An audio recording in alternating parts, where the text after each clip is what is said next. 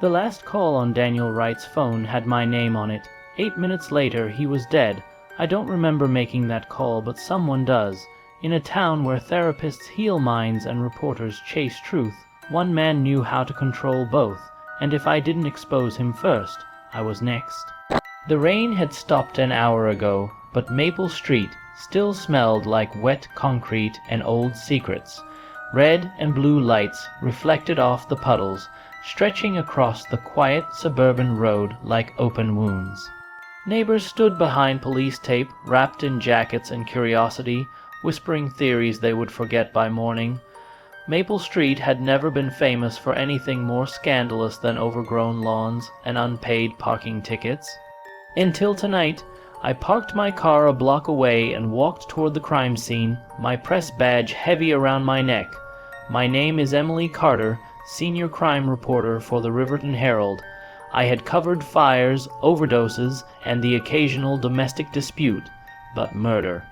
Real murder, that was rare in Riverton, too rare. The house at the center of it all was a modest Tory colonial.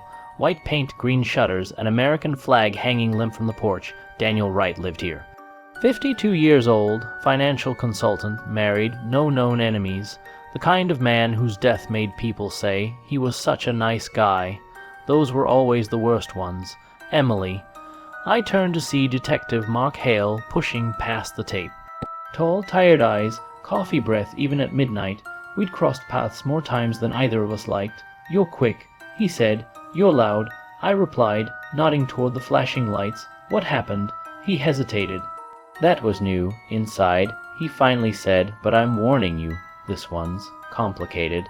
The living room was spotless, too spotless. No overturned furniture, no shattered glass, just a dark stain soaking into the beige carpet near the coffee table. Blood. Daniel Wright lay on his back, eyes half open, frozen in surprise. A single gunshot wound to the chest, no weapon nearby. Execution, style, my mind whispered. I swallowed hard. I had seen bodies before. But something about the stillness of this one felt deliberate, personal. Forensics say time of death is around 8:40 p.m. Hale said quietly, any idea where you were then? I blinked, at home, writing. He studied my face, then nodded. Routine question, but his tone betrayed him. I crouched slightly, scanning the room. A bookshelf filled with finance books and family photos. Daniel with his wife, Laura Wright, smiling on a beach. Daniel at what looked like a charity event. Daniel shaking hands with a man I didn't recognize. Then I noticed the phone.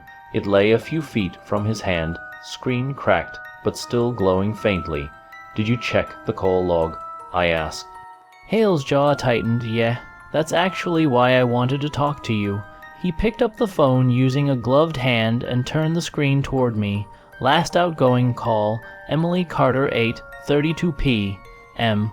My heart slammed against my ribs. That's not possible. I said immediately I didn't talk to him tonight. Records say otherwise. I haven't spoken to Daniel Wright in months.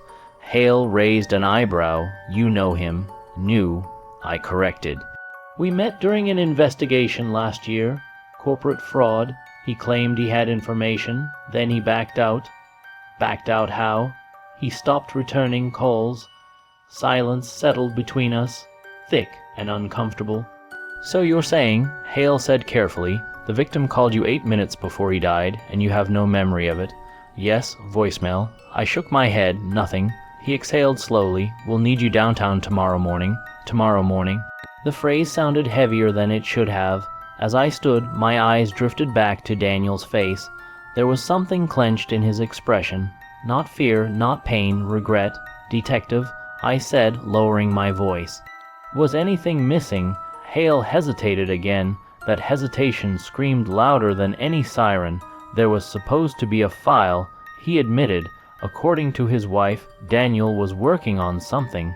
Sensitive. He told her if anything happened to him, the truth was already in motion. In motion, how? He shook his head. We don't know yet. I nodded, my thoughts racing. Daniel Wright didn't die randomly, and that last call wasn't a coincidence. Outside, the crowd had thinned. Laura Wright sat on the steps, wrapped in a blanket, eyes hollow. I considered approaching her, then thought better of it. Not tonight. As I walked back toward my car, my phone buzzed in my hand. Unknown number. I stared at the screen, a cold feeling creeping up my spine. Against my better judgment, I answered, "Emily Carter." A man's voice said calmly, "You should stop asking questions." My grip tightened. Who is this? A soft chuckle. Someone who knows what Daniel was about to tell you. The line went dead.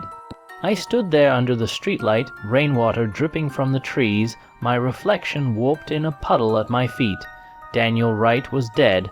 My name was on his phone, and someone out there wanted me silent. Sleep never came that night. Every time I closed my eyes, I saw Daniel Wright's phone lighting up with my name. I replayed the scene over and over, searching for something I had missed. A detail, a sound, a warning.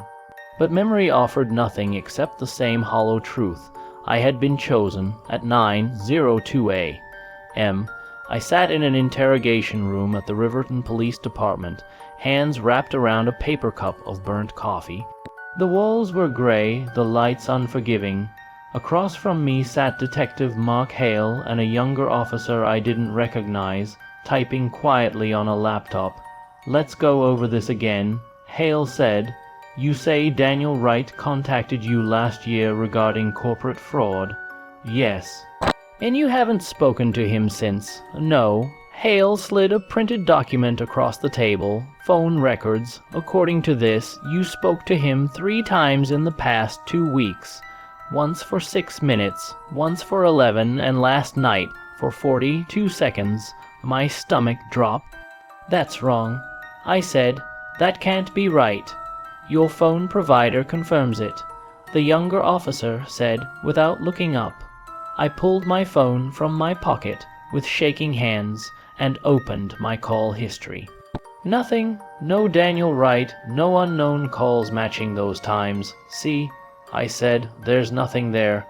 Hale studied my screen, then leaned back in his chair. "Someone's good," he murmured. "Good at what?" "Making it look clean." I felt heat crawl up my neck. "You think I deleted the calls? I think," he said carefully, "that someone wants it to look like you did." They let me go 2 hours later. No charges, no apology, just a warning. As I walked out of the station, I could feel eyes on me. Officers pretending not to stare, whispers trailing behind me like smoke. By noon, the story was everywhere. Local businessman murdered reporter, questioned my editor, Frank Donovan, called me into his office before I could even sit down. "You should have told me," he said. "Told you what?" "That you were involved." "I'm not involved."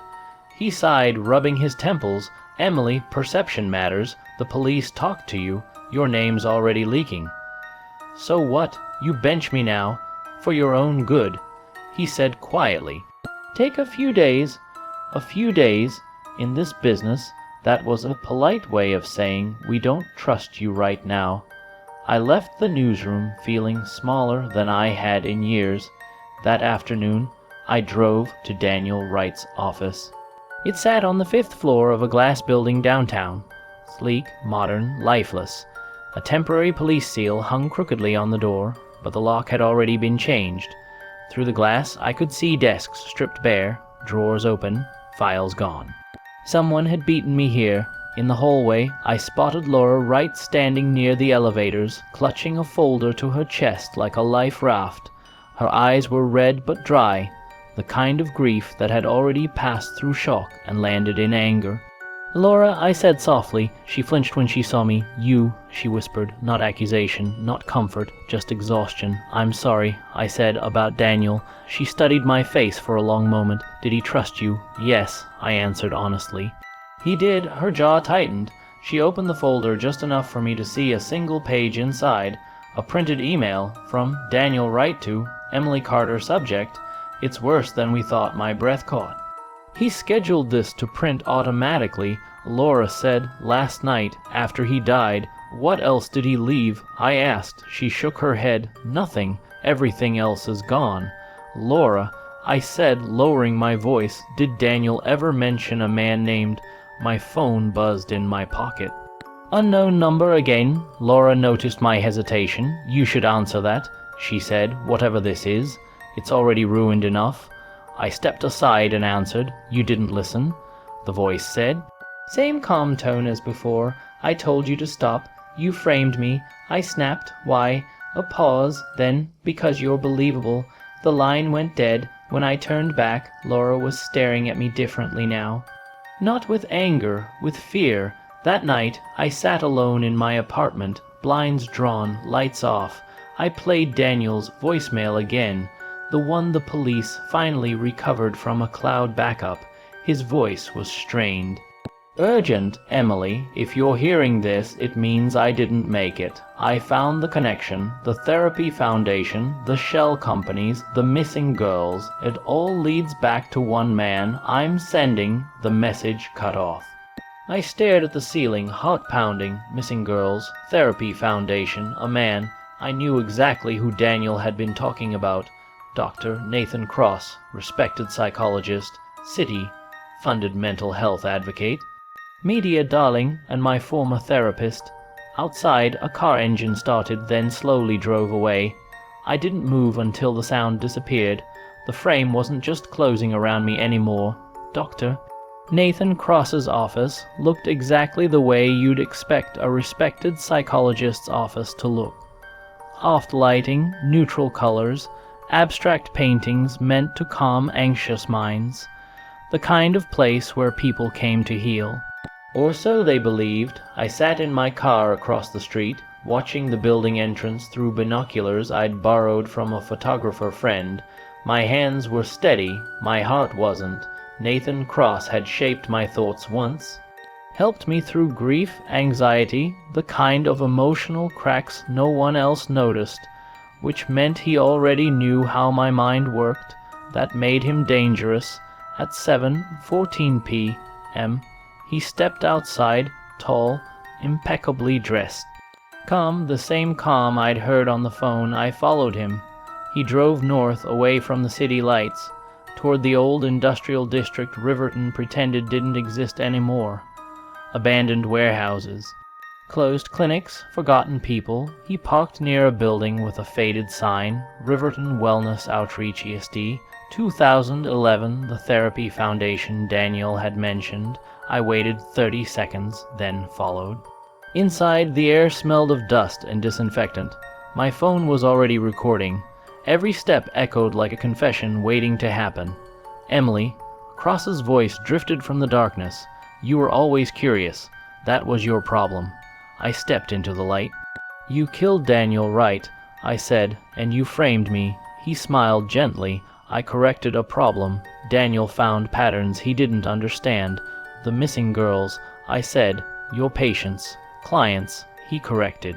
Broken ones, forgotten ones, you groomed them. I said, moved them through shell companies, falsified records. When they disappeared, no one noticed. They noticed.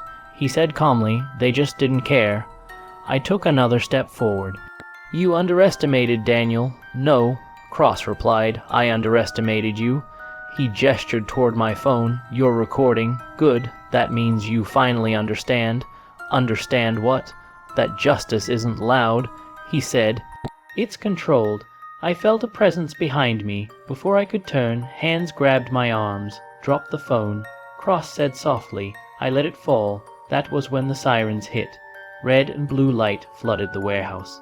Detective Mark Hale stepped in first, gun raised, hands where we can see them. He ordered. The grip on my arms loosened instantly. Cross's smile faded for the first time. You were never supposed to involve the police, he said quietly. I didn't, I replied. You did. Hale cuffed Cross while officers secured the building. In the back rooms, they found files, names, dates, photos, proof. Later, as Cross was led past me, he leaned close. You still don't understand, he whispered. People like me don't disappear. No, I said, but your secrets do. The trial lasted 6 months. Daniel Wright was cleared, his name restored. The Therapy Foundation was exposed as a front for trafficking and psychological manipulation. Cross received multiple life sentences. As for me, I wrote the story myself, every word. Riverton rated in silence. Some truths don't shock, they haunt, and on Maple Street, the rain finally washed the blood away, but not the memory. Please like and subscribe. Thanks for watching.